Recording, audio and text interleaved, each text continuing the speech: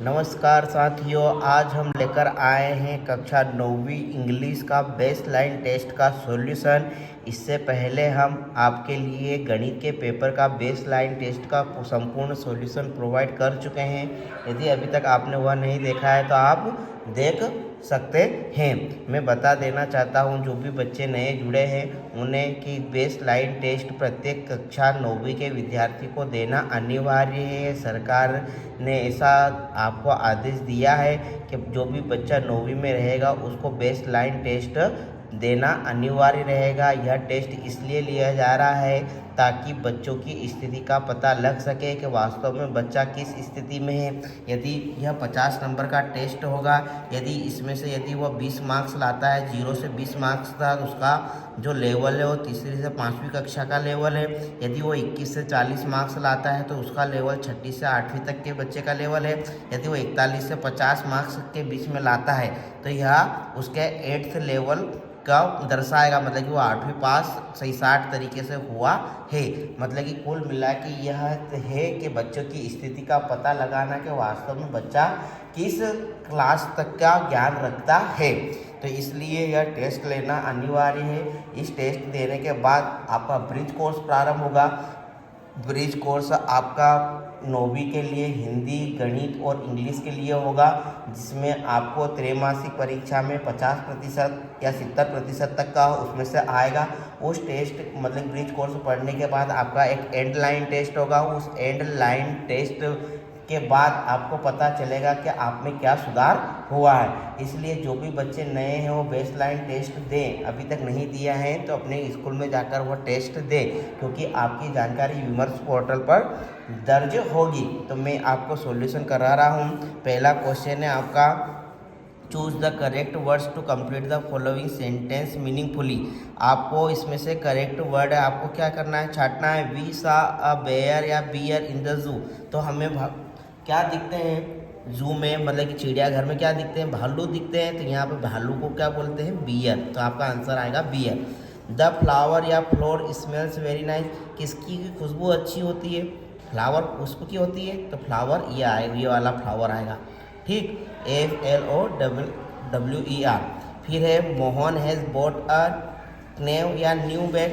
तो हम क्या खरीदते हैं, मोहन ने कौन सा बैग खरीदा, तो बैग नया, तो न्यू आएगा। क्या आएगा, न्यू। यहाँ सिमिलर वर्ड देख सके हैं जैसे, लेकिन हमको छांटना कि इन दोनों में से कौन सा वर्ड आंसर में आएगा।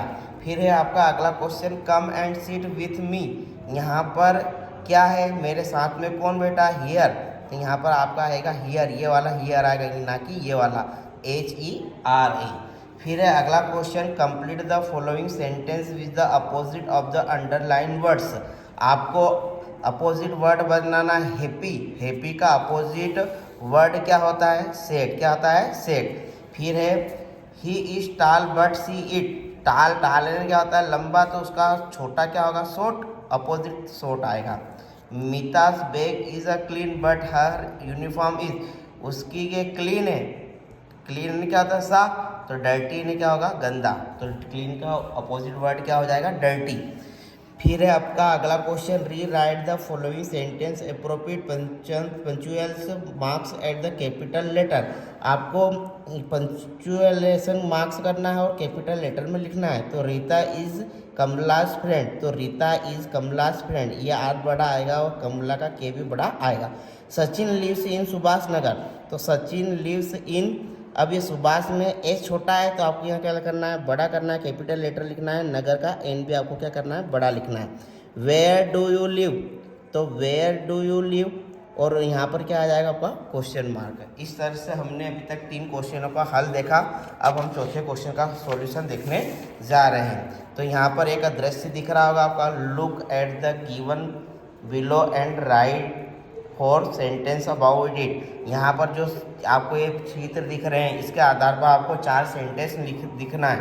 तो यहाँ पर आपको दिख रहा होगा, जाल फेंक रहा है, 2 व्यक्ति है, मछली पकड़ रहे हैं। तो अपन लिखेंगे the people are fishing in boat. जो है ये व्यक्ति, ये क्या कर रहे हैं, मछली पकड़ रहे हैं, किसकी सहायता से, बोट की, नाव की सहायता से। तो पहला वर्ड हो जाएगा आपका the people are fishing in boats.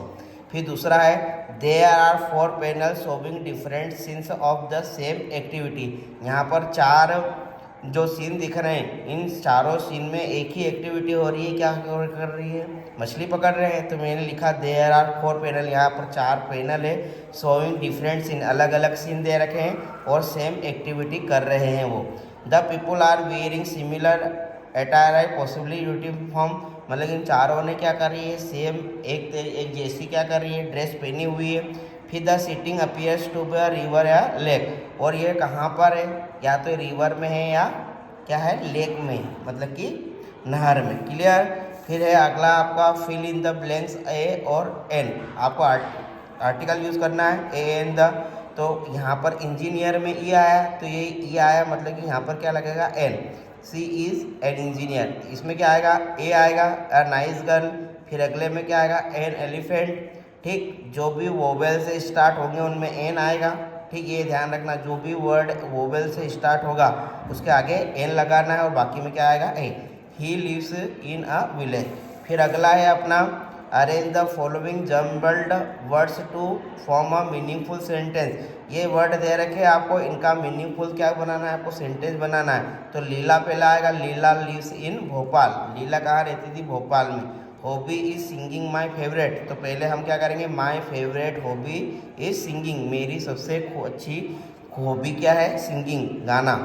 Mumbai is planning trip to ही, अब तो हम क्या करेंगे, इसको जमाएंगे, तो पहले ही आएगा, सब्जेक्ट पहले आएगा, फिर क्या आएगा आपका हेल्पिंग वर्ब आएगी, फिर आपकी वर्ब आएगी, फिर लास्ट में क्या आ जाएगा, ऑब्जेक्ट। तो he is planning a trip to Mumbai.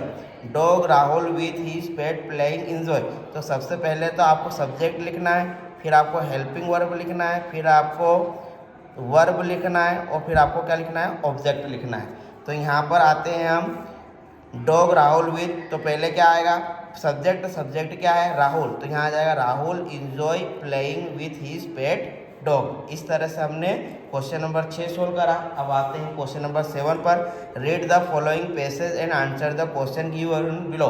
आपको एक पैसेज दे रखा है, इसके आधार पर आपको क्या निकालना है, आंसर निकालना है। तो यहाँ पर मैंने पैसेज पढ़ लिया है पूरा। तो यहाँ से पूछा है where are the Himalayas located, Himalaya कहाँ स्थित है, तो आपका यह आएगा in the north of India, B वाला answer. Which is the highest peak in the Himalaya, Himalaya की सबसे ऊंची चोटी कौन सी है, तो यहाँ पर आपका आएगा माउंट एवरेस्ट, क्या आएगा, Mount Everest, C answer. Where are the Himalayas covered with the snow the throughout the year, Himalaya काई से ढका हुआ था, मतलब कि बिकॉज ऑफ हाई एल्टीट्यूड, बहुत बहुत ऊंची पहाड़ियाँ हैं।